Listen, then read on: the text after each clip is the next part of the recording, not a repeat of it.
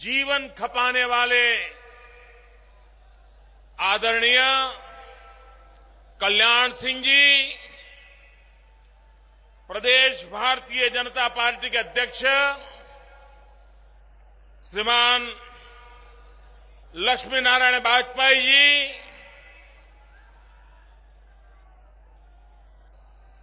बाबा योगी आदित्यनाथ जी,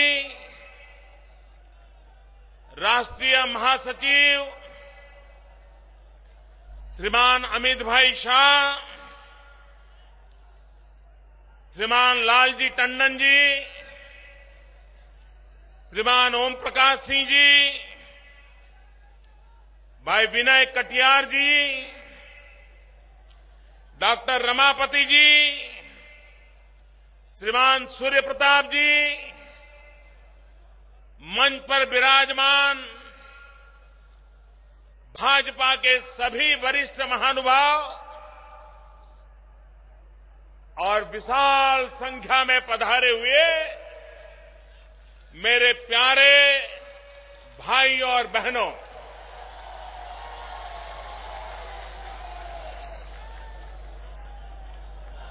ये ब्रह्मा की तपोभूमि है। इस तपोभूमि को मैं प्रणाम करता हूं।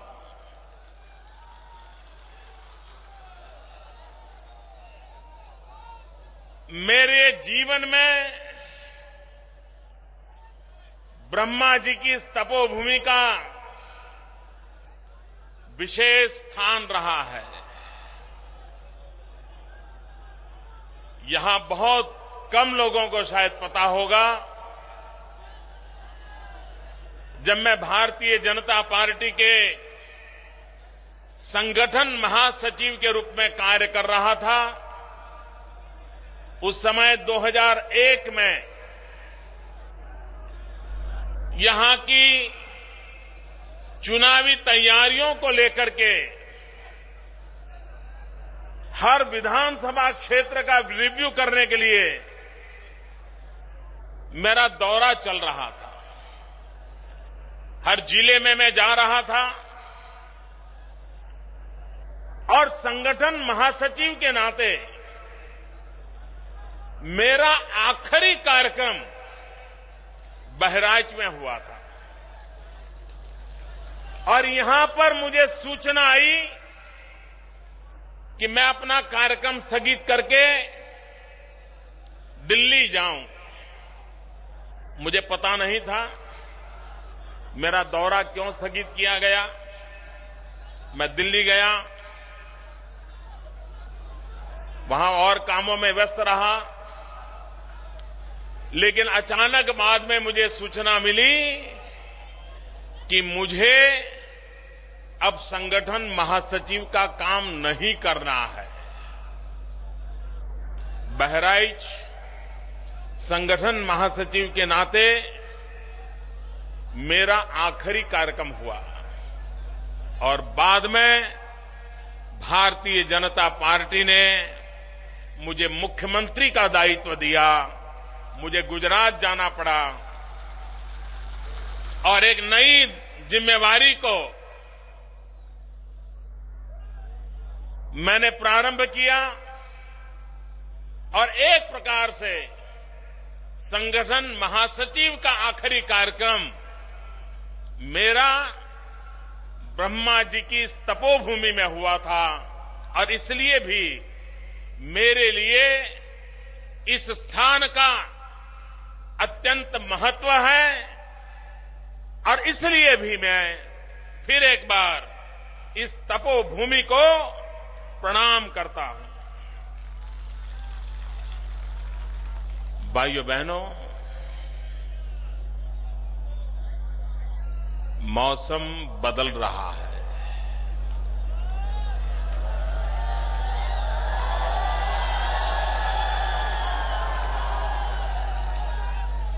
बहुत तेजी से बदल रहा है। सिर्फ बहराइच में नहीं, कश्मीर से कन्याकुमारी पूरे हिंदुस्तान का मौसम बदल रहा है।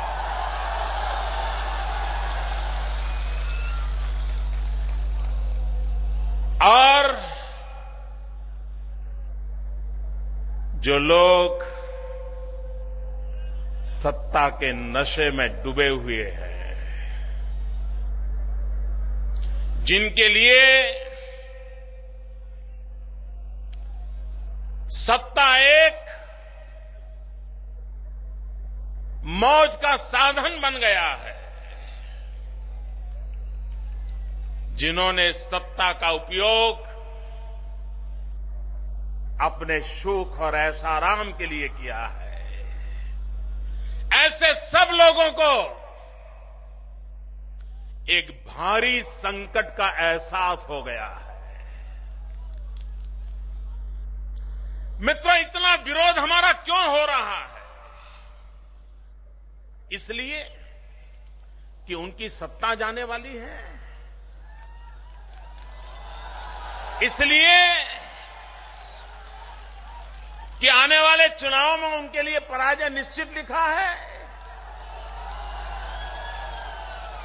मित्रों, यही कारण नहीं है, लेकिन उनको पता है अगर अब की बार दिल्ली में भाजपा की सरकार बन गई तो इस देश को तबाह करने वाले, बर्बाद करने वाले हर किसी का ठिकाना कहां होगा, इसका उनको पता है।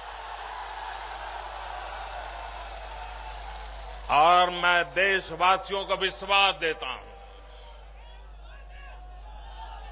इस देश को तबाह करने का अधिकार किसी को नहीं दिया जा सकता।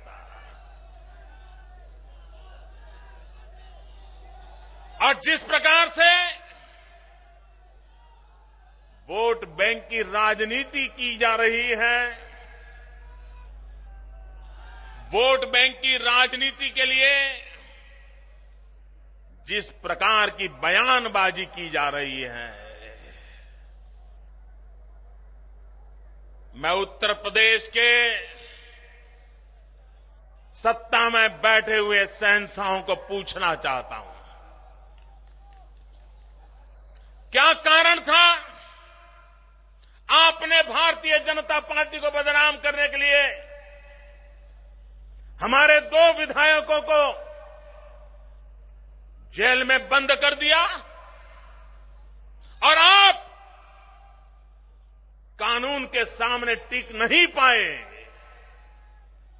और जब न्यायपालिका ने उनको छोड़ दिया तो दूसरे कानून लगा करके दोबारा अंदर कर दिया, उनको भी मुक्त कर दिया। मैं उत्तर प्रदेश के नागरिक भाइयों बहनों से कहना चाहता हूं, ये वोट बैंक की राजनीति के खातिर गुनहगारों को जेल में बंद करने की ताकत नहीं रखते, निर्दोष लोगों को जेल में बंद करने के हथकंडे कर रहे हैं। भाइयों बहनों, एक के बाद एक जिस प्रकार से घटनाएं घट रही हैं, ऐसा लगता है जो लोग मोदी को गुजरात में परास्त नहीं कर पाए, 3 चुनावों में जिन्हें मुंह की खानी पड़ी, जो अपनी इज्जत बचा नहीं पाए,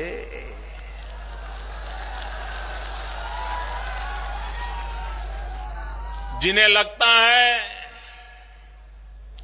कि लोकतांत्रिक तरीके से तो भाजपा को अब रोका नहीं जा सकता, मोदी को रोका नहीं जा सकता,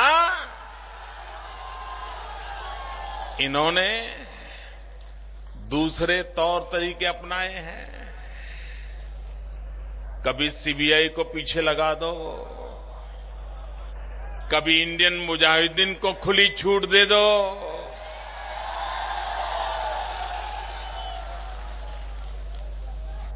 ये बम, बंदूक और पिस्तौल के सहारे राजनीति करने वाले कान खोल करके सुन ले,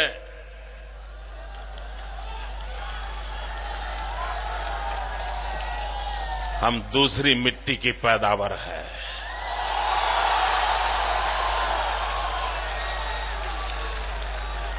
न हम आतंकवादियों से झुके हैं, न आतंकवादियों से झुकने वाले हैं।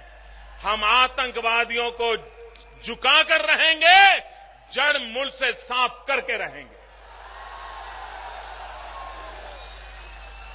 निर्दोष नागरिकों पर जुल्म नहीं होना चाहिए। अगर हिम्मत है, लोकतांत्रिक तरीके से मुकाबला करो, जाओ जनता के बीच में जाओ। ये बुज़दिल की तरह पीठ पर वार कर रहे हो। और यह देश कभी भी आतताइयों के सामने झुका नहीं है। अरे ब्रिटिश सल्तनत ने कितने जुल्म किए थे, लेकिन उसके बावजूद भी यह देश सच्चाई के लिए लड़ता रहा है। आतंकवादियों की गोलियां हिंदुस्तान को उसकी यात्रा से रोक नहीं सकती हैं। यह देश आगे बढ़ने वाला है। यह देश विकास की नई ऊंचाइयों को पार करने वाला है। और भाइयों बहनों, मुझे तो लगता है अगले चुनाव में ये सपा, ये बसपा, ये कांग्रेस, इनकी तिकड़ी चुनाव के मैदान में नहीं आएगी। ये इनकी तिकड़ी चुनाव के मैदान में नहीं आएगी। अगले चुनाव में तो मुझे लगता है सीबीआई, इंडियन मुजाहिदीन, यही लोग चुनाव का मोर्चा संभालेंगे ताकि कांग्रेस को बचा सकें। भाइयों बहनों, हिंदुस्तान के लोकतंत्र के साथ खिलवाड़ हो रहा है। हमारे बिहार के भाई बहन छठ पूजा का उत्सव मनाते हैं। दिवाली से भी ज्यादा छठ पूजा का महात्म्य होता है। लेकिन उसी छठ पूजा के पहले आतंकवादियों ने निर्दोष लोगों को मौत के घाट उतार दिया। किसी ने अपना पति खोया, बच्चों ने अपना बाप खोया, मां ने अपना लाडला खोया। वो छठ पूजा कैसे मनाएगी? और उनका गुनाह क्या? उनका यही गुनाह, वो भारत मां की जय बोलते थे और इसलिए उनको मौत के घाट उतार दिया जाए। क्या लोकतंत्र में हिंसा को जगह होती है? आतंकवाद को जगह होती है? बम बंदूक की राजनीति को जगह होती है?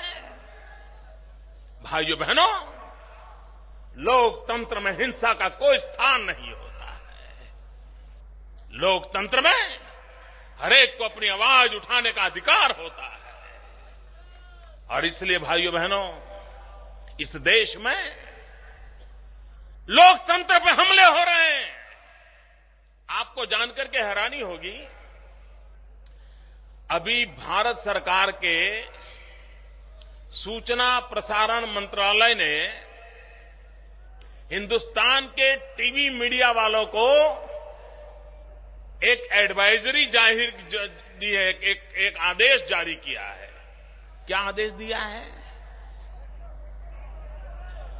आदेश इस बात का दिया है कि 15 अगस्त को प्रधानमंत्री लाल किले से भाषण कर रहे थे। ये मीडिया वालों की क्या औकात कि उन्होंने गुजरात के मुख्यमंत्री को भी टीवी पर लाइव दिखा दिया और प्रधानमंत्री के बराबर क्यों दिखा दिया? उस पर रोक लगनी चाहिए, यह हुक्म किया है मित्रों।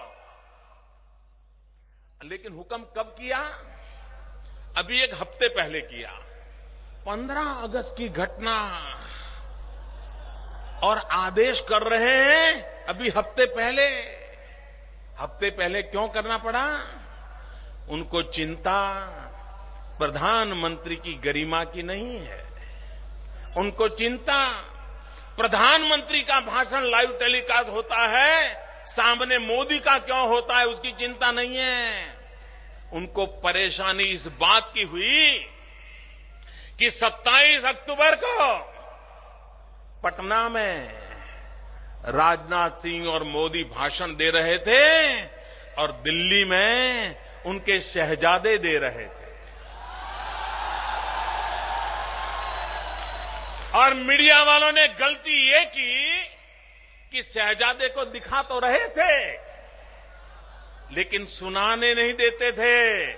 वहां दिखते थे भी मोदी, सुनाई भी देते थे मोदी। पूरी कांग्रेस पार्टी बौखला गई, बेचैन हो गई। उन्होंने आदेश जारी कर दिया, खबरदार मोदी को लाइव टेलीकास्ट किया तो। भाइयों बहनों, सवाल मोदी का नहीं है, सवाल भाजपा की रैली का नहीं है, सवाल लोकतंत्र की रक्षा का है। लोकतंत्र में विरोधी दल को भी अपनी आवाज उठाने का अधिकार है। यह हमारा गला घोंटने का प्रयास है, लेकिन दिल्ली के शहंशाह कान घुन के सोल रहो। हम टीवी के स्क्रीन पर दिखाई दे या न दिखाई दे, हम हिंदुस्तान के अवाम के दिलों में अपनी जगह बना चुके हैं।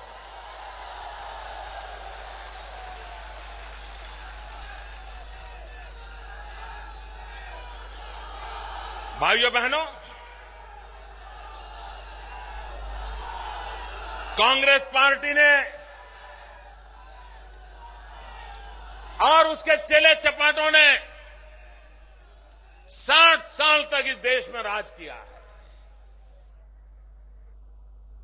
क्या मिला आपको?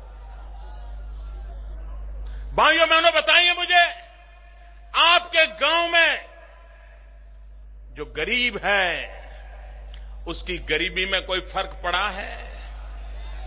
60 साल में उसके जीवन में कोई बदलाव आया है? जो नौजवान बेरोजगार है उसको रोजी रोटी का प्रबंध हुआ है? जिस खेत को पानी चाहिए उसे पानी मिला है? जिस बीमार को दवाई चाहिए दवाई मिली है? भाइयों बहनों, क्या इस देश पे राज करने वाले लोगों को इसका जवाब देना चाहिए कि नहीं देना चाहिए? इन्होंने जवाब देना चाहिए कि नहीं देना चाहिए? ये जवाब देते हैं, ऊपर से हम पर गाली गलौज कर रहे हैं, हम पर आरोप लगा रहे हैं। अरे राज आप कर रहे हो, सरकार आप चला रहे हो, शासन की बागडोर आपके हाथ में है, देश बर्बाद हो रहा है और जिम्मेवारी हम पे डाल रहे हो। ये कौन सा तरीका है? अरे जवाब दीजिए, आपने देश को जो वादे किए थे वो वादे पूरे क्यों नहीं किए? मैं तो हैरान हूं भाइयों। जिस राज्य ने 8 प्रधानमंत्री दिए और ये लखनऊ के 100 किलोमीटर रेडियस में कितने बड़े बड़े दिग्गज नेता हैं, कितने बड़े बड़े दिग्गज लोगों को चुन करके भेजा है, पूरे देश की बागडोर लेके बैठे हैं। यहां की जनता के सुख के लिए वो क्या कुछ नहीं कर सकते हैं? सब कुछ कर सकते हैं मित्रों। मैं तो एक छोटे से राज्य का मुख्यमंत्री हूं, लेकिन अगर मन में ठान ली तो जनता की भलाई के 50 काम कर सकते हैं, वो क्यों नहीं करते? आपने उनको चुन करके बार बार भेजा है। हिंदुस्तान के तख्त नसीन पे बिठाया है, उनकी इच्छा के बिना सरकारें चलती नहीं है। आपकी भलाई के लिए कुछ किया इन लोगों ने? कुछ किया मित्रों? कब तक झेलोगे इन लोगों को? और इसलिए मैं कहने आया हूं भाइयों बहनों, बहुत हो चुका, अब इनका जाने का वक्त आ चुका है। देश 21वीं सदी में इन लोगों को झेलने के लिए तैयार नहीं है। भाइयों बहनों, इस 60 साल में जिस उत्तर प्रदेश ने इतने प्रधानमंत्री दिए, जिस इतने उत्तर प्रदेश ने 4-4 पीढ़ी के नेताओं को जन्म दिया, इन्होंने पूरे देश का कुछ न किया होता, अकेले उत्तर प्रदेश की भलाई का काम किया होता ना, अकेले उत्तर प्रदेश का। मित्रों, अकेले उत्तर प्रदेश को कठिनाइयों से मुक्त किया होता, यहां पर व्यवस्थाएं खड़ी की होती, मित्रों मैं विश्वास से कहता हूं, अकेला उत्तर प्रदेश आगे बढ़ा होता ना, तो भी पूरा हिंदुस्तान अपने आप आगे बढ़ जाता। यह देश गरीब देशों की श्रृंखला में नहीं होता, लेकिन उनको तो सिवाय वोट बैंक की राजनीति करना और किसी काम में रुचि नहीं है। और इसी का परिणाम है मित्रों, उनको किसी काम में रुचि नहीं है। अगर उनको करना है तो वोट बैंक की राजनीति करने के लिए इंडियन मुजाहिदीन के अड्डे बनते चले जाएं, उनको उनका संरक्षण मिलता चला जाए, उनकी कुर्सी सलामत रहे, देश का नागरिक सलामत रहे या न रहे, इसकी उनको परवाह नहीं है। भाइयों बहनों, कभी कभी गुजरात की बात आती है तो ये सुनाते हैं, अरे भाई गुजरात तो पहले से ही डेवलप है, गुजरात की बात छोड़ा, ऐसा कहते हैं।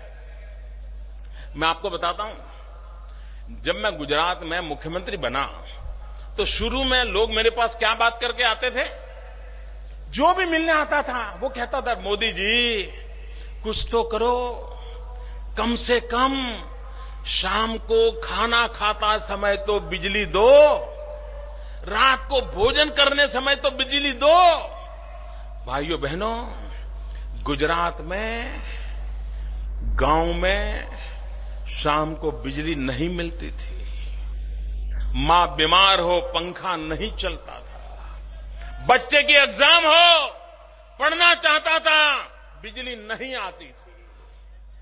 हमने निर्णय किया, हमने कहा भाई, मैंने सरकारी हमारे अधिकारियों को बुलाया, हमने कहा भाई गांधीनगर में 24 घंटे बिजली मिलती है तो पूरे गुजरात के गांवों को क्यों नहीं मिलनी चाहिए।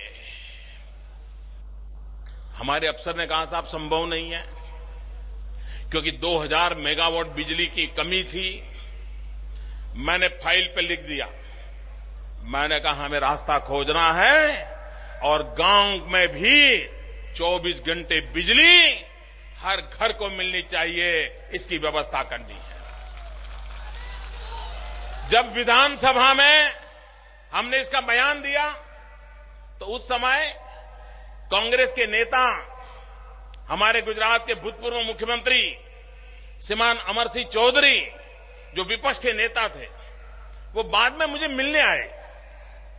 उन्होंने कहा, मोदी जी आप नए हो, आपको शासन का अनुभव नहीं है, ये 24 घंटे बिजली का जो वादा किया है किसी ने आपको भ्रमित कर दिया है, आप फंस जाओगे, संभव नहीं है। मैंने उनसे कहा, मेरे कांग्रेस के विपक्ष के नेता से मैंने कहा कि साहब कठिन है ये तो मैं जानता हूं, लेकिन कठिन है इसीलिए तो लोगों ने मुझे बिठाया है। सरल होता तो मेरी क्या जरूरत थी। और भाइयों बहनों, आज मैं गर्व से कहता हूं कि गुजरात के गांव में भी घरों में 24 घंटा बिजली उपलब्ध है मित्रों, ये काम किया जा सकता है। भाइयों, उत्तर प्रदेश में बिजली आती है बिजली। मित्रों, मैं जब यहां संगठन के लिए उत्तर प्रदेश में दौरा करता था तो यहां लोग बातें जो करते थे मैं सुन के हैरान था। लोग कहते थे, अंदर अंदर बात करते हैं ना, बोलते थे, यार मेरे यहां पिछले मंगल को आई थी। वो कहता है यार तेरे यहां आई थी, यार हमारे यहां तो 1 हफ्ते से आई नहीं है। मित्रों, उत्तर प्रदेश में बिजली का जाना ये खबर नहीं है, बिजली का आना ये खबर बन जाती है। लोग चर्चा करते हैं, यार पिछले मंगल को आई थी, कोई कहता है बुधवार को आई थी। इंसान इंतजार कर रहा है बिजली कब आएगी। भाइयों बहनों,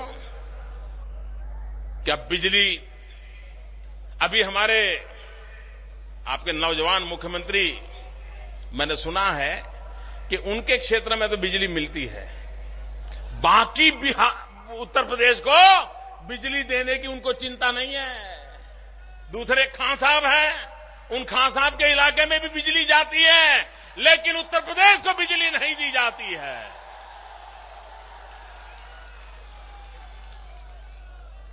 मित्रों, शासक वो होता है पहले जनता को पहुंचाए और बाद में बचे तो खुद के लिए उपयोग करे, वो शासक होता है।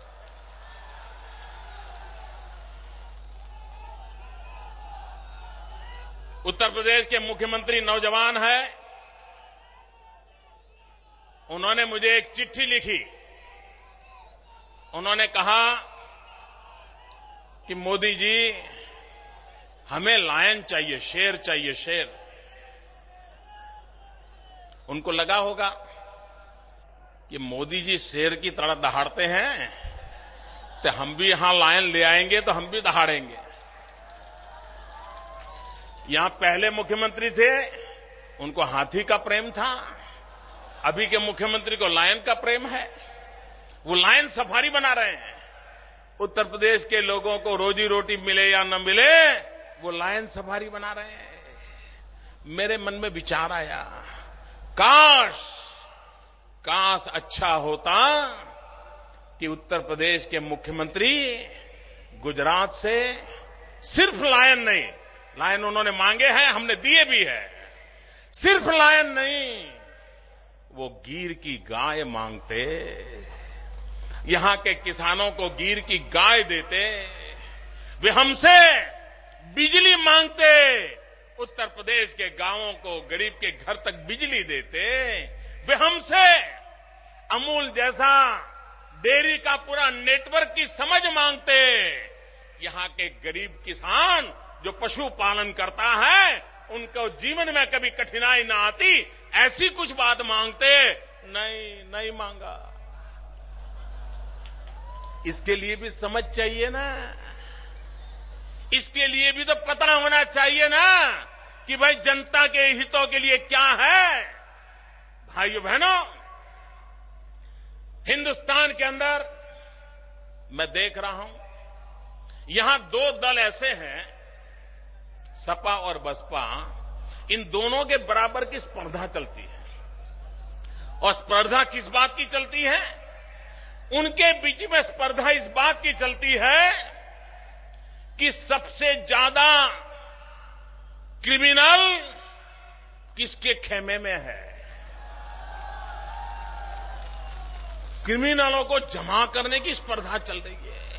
इनके बीच में स्पर्धा चलती है कि तुमने 2000 करोड़ बनाए, हम 2500 करोड़ बनाएंगे। तूने 5000 करोड़ बनाए, हम 7,000 करोड़ बनाएंगे। करप्शन की स्पर्धा चल रही है मित्रों। ये ऐसे दल हैं जिनको आपका भला कैसे हो, आपकी समस्याओं का समाधान कैसे हो, इसकी स्पर्धा करने की रुचि नहीं है। और इसलिए भाइयों बहनों, आप देखिए, सपा बसपा दोनों दिल्ली की सरकार को बचा रहे हैं, टिकाए रखे हैं। उनको पता है कि उनके समर्थन के बिना दिल्ली की सरकार नहीं चल सकती है। अगर इनकी इतनी ताकत है तो वो चाहें तो दिल्ली सरकार को झुका सकते हैं कि नहीं झुका सकते भैया? झुका सकते हैं कि नहीं झुका सकते हैं? वे उत्तर प्रदेश की जनता के लिए रेल मांगे तो रेल मिल सकती है कि नहीं मिल सकती है? वे बहराइच के लिए एयरपोर्ट मांगे तो एयरपोर्ट चालू हो सकता है कि नहीं हो सकता है? वे बहराइच के लिए रेल मांगे, मिल सकती है नहीं मिल सकती? वो यहां गन्ने के किसानों के लिए दाम मांगे, मिल सकते हैं कि नहीं मिल सकते? वो यहां के नौजवानों के लिए रोजगार मांगे, मिल सकते हैं कि नहीं मिल सकते? लेकिन ये नहीं मांग रहे हैं। आपने देखा होगा सपा और बसपा इतना समर्थन करने के बावजूद भी उत्तर प्रदेश के लिए कुछ नहीं मांग रहे हैं। मांग रहे तो क्या मांग रहे हैं? आपने देखा होगा बंगाल से ममता दीदी बंगाल के लिए मांगती है, लड़ती है, दिल्ली से लड़ती है, लेकिन उत्तर प्रदेश के सपा बसपा के नेता दिल्ली की सरकार को बचा के रखते हैं, लेकिन ये चीजें नहीं मांगते हैं। मांगते हैं तो क्या मांगते हैं? सीबीआई में मदद मांगते हैं, सीबीआई से छुटकारा मांगते हैं। सीबीआई से बचने के सिवाय वो अपने बचाव के लिए मांग रहे हैं, उत्तर प्रदेश की भलाई के लिए नहीं मांग रहे हैं। भाइयों बहनों, ये कितने स्वार्थी हैं, मैं नमूना दिखाता हूं। आपने देखा होगा हिंदुस्तान के एक महान कलाकार, मैं जिनका बहुत आदर करता हूं, उनका उन्होंने क्या उपयोग किया? अपनी पार्टी की भलाई के लिए उत्तर प्रदेश में है दम, ये गीत गाते रहे। क्यों? क्योंकि चुनाव जीत जाए, हर चीज खुद के लिए। उसी महान कलाकार का हमने क्या उपयोग किया? हमने कहा कुछ दिन तो बिताओ गुजरात में। वो आज हमारे टूरिज्म का काम कर रहे हैं और उनकी बदौलत आज मेरे गुजरात का टूरिज्म तेज गति से बढ़ रहा है। हमें किसका क्या उपयोग करना चाहिए, देश की भलाई के लिए कैसे करना चाहिए, राजनीति के लिए नहीं करना चाहिए, ये हमने करके दिखाया है। उत्तर प्रदेश को नहीं आया। क्या उत्तर प्रदेश के पास ऐसी शख्सियत नहीं है? क्या उत्तर प्रदेश सरकार इन महान कलाकार के पास जाकर के उत्तर प्रदेश की भलाई के लिए मांगती तो वो समय नहीं देते? देते, लेकिन इनको उत्तर प्रदेश की चिंता नहीं है। इन्हें तो अपने परिवार की चिंता, अपनी कुर्सी की चिंता, अपनी राजगद्दी सलामत रहे, इसके सिवाय उनका कोई एजेंडा नहीं है भाइयों बहनों। और इसलिए मैं कहता हूं,